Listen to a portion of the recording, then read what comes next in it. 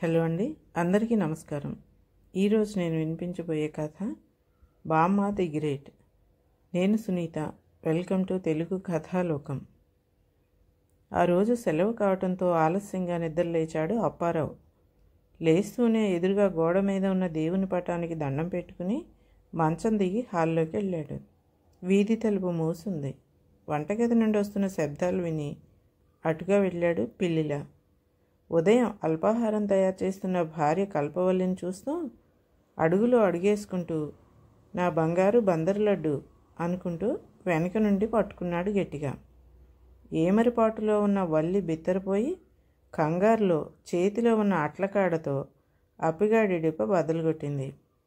అసలే బొద్దుగుమ్మ, మామూలుగా కొడితేనే తట్టుకోలేం, అలాంటిది అట్లకాడతో కొట్టేసరికి తల పట్టుకుని కెవ్వుమని కేక పెట్టాడు.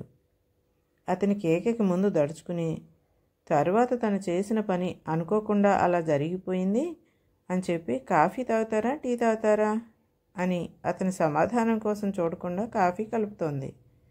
ఈ మాత్రం దానికి నన్ను ఎందుకు అడిగావు? చొరచొర చూస్తూ వంటింటి గట్టు మీద కూర్చున్నాడు అప్పి. ఎప్పుడు పాడే పాటేగా, నీ ఇష్టం అంటారు. అదీ కాక నేనేమిచ్చినా కిక్కురుమనకుండా తాగుతారనే ధీమా ఉంది కాబట్టి అంటూ వాలుజడను సత్యభామలా వెనక్కి నెట్టి కప్పు అతనికిచ్చి పనిచేసుకుంటుంది. వల్లి అని ప్రేమగా పిలుస్తూ తన వెనక చేరిన భర్తను పక్కకు తప్పించి మరీ పనిలో మునిగింది ఆమె. అబ్బా ఆపవే పని, ఈరోజు అలా బయటికి వెళ్దామా సరదాగా? అయ్య బాబాయ్, మీరే? ఇది మీరేనా? నన్ను బయటికి తీసుకెళ్తారా? సునామీ వచ్చేయగలదు.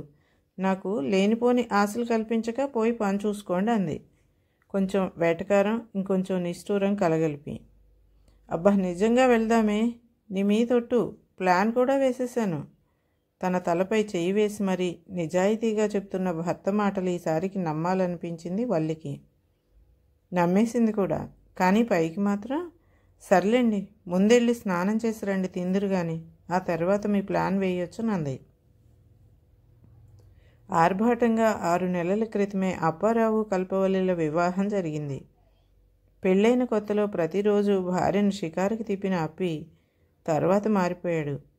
గత 3 నెలలుగా పట్టుమని 10 సార్లు కూడా భార్యను బయటికి తీసుకెళ్లలేదు అప్పి.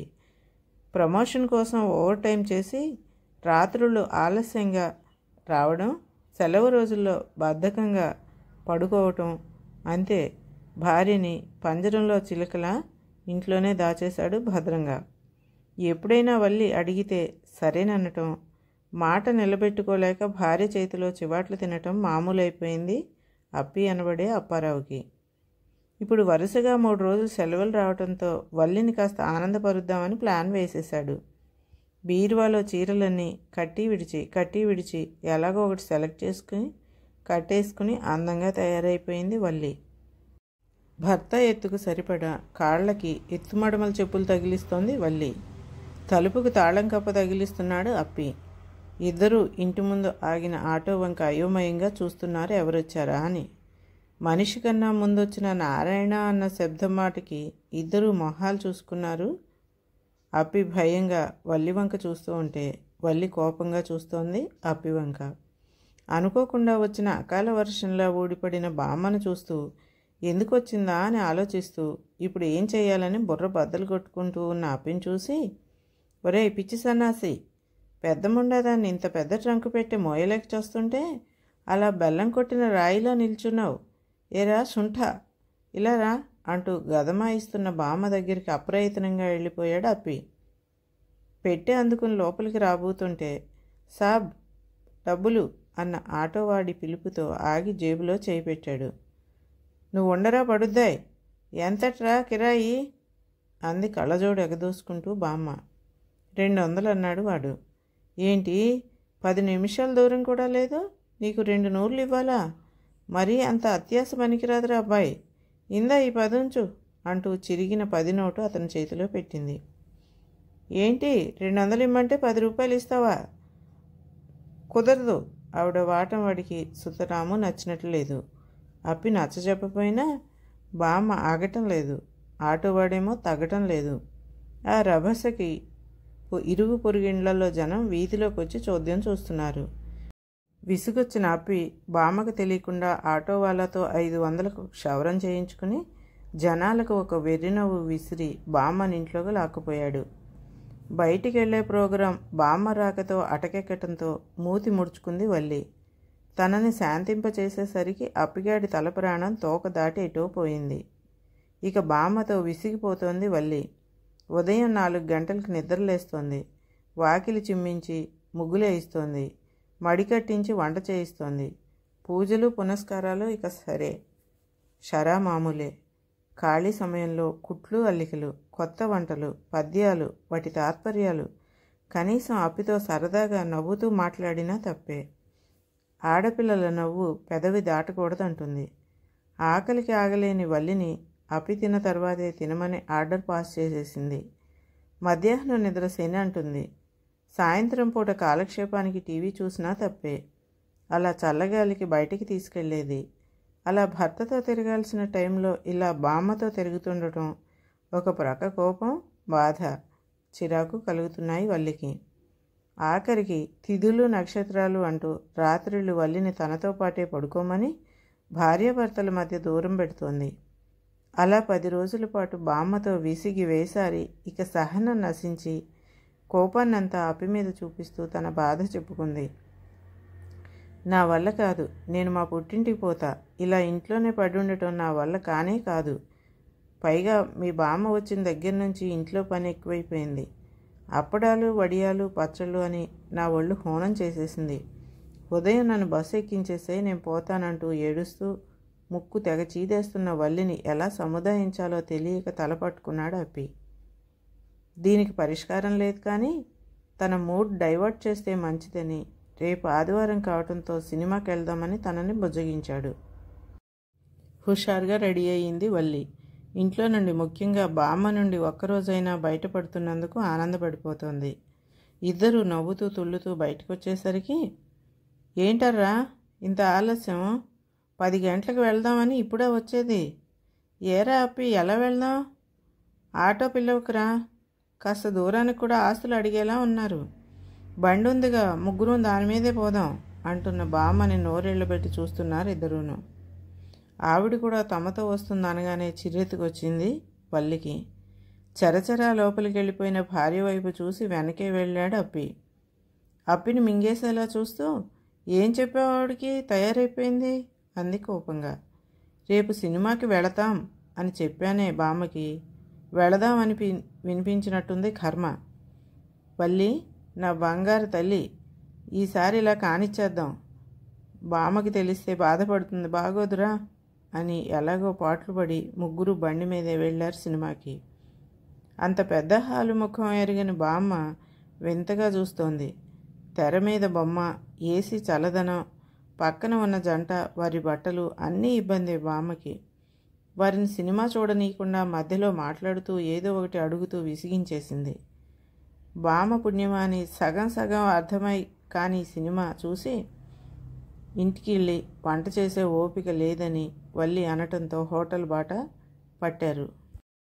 అక్కడి వంటకాలను, రేట్లను చూసి బామ్మ కళ్ళు బయర్లు కమ్మాయి. ఇంటికి పోయి పెరుగన్నం తిందామని గొడవ చేసి లాక్కెళ్ళిపోయింది. కంటి నిండా సినిమా చూడనేలేదు, కడుపు నిండా తిండి తిననివ్వలేదు.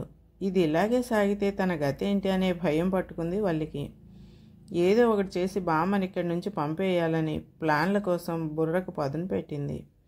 తానొకటి తలిస్తే దైవం ఇంకోటి తలిచాడని వల్లి ప్లాన్లేవి బామ్మ ముందు పారలేదు. ఆవిడ ఎడ్డమంటే తను తెడ్డం అందామనుకుంది. కానీ బామ్మ గటికురాలు, ఎవరితోనైనా సరే నువ్వే కరెక్ట్ బామ్మ అనిపించేసే రకం. కానీ మరో వారం వల్లి ఒంట్లోని సారం అంతా పీల్చేసింది బామ్మ. లడ్డూలా గుండ్రంగా ఉండే వల్లి పూతరేకులా తయారైంది. ఇంకో వారానికి జ్వరంతో పడకెక్కింది. బామ్మ వచ్చిన సరిగ్గా నెలకి నీరసంతో చీకేసిన మామిడి టెంకల, వాడిపోయిన గులాబీ మొగ్గల అయిపోయిన ముద్దుల భార్యని చూసి అప్పికి కూడా కోపం వచ్చేసింది బామ్మ మీద. కానీ ఏమీ అనలేక వల్లిని హాస్పిటల్కి తీసుకుపోయాడు. అన్ని టెస్టులు చేసి కొంచెం నీరసంగా ఉందని ఒక టానిక్ బాటిల్ ఇచ్చి చాంతాడంత బిల్లు చేతిలో పెట్టారు. మందులు వాడుతున్నా వల్లిలో ఎలాంటి మార్పు లేదు. మనిషి నీరసించిపోతోంది. దానికి తోడు వాంతులు. ఇక బామ్మ సలహాతో లేడీ డాక్టర్ దగ్గరికి తీసుకెళ్తే అప్పి కొండెక్కి కోతిలా కేరింతలు కొట్టే న్యూస్ ఒకటి చెప్పింది డాక్టర్ అమ్మ.